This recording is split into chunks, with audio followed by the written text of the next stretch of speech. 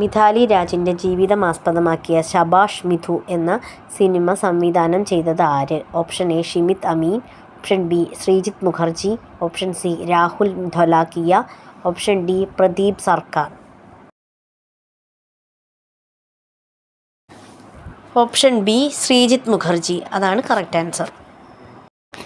മിഥാലി രാജിൻ്റെ ജീവിതകഥ പറയുന്ന ശബാഷ് മിഥു സംവിധാനം ചെയ്തത് ശ്രീജിത്ത് മുഖർജിയാണ്. മിഥാലി രാജിൻ്റെ വേഷം ചെയ്തത് തപ്സി പന്നു ആണ്. മിഥാലിയുടെ ജീവിതത്തിലെ ഉയർച്ചകളും താഴ്ചകളും മികച്ച നിമിഷങ്ങളും ഇതിൽ വിവരിക്കുന്നു. 2022 ജൂലൈ 15-നാണ് ചിത്രം റിലീസ് ചെയ്തത്.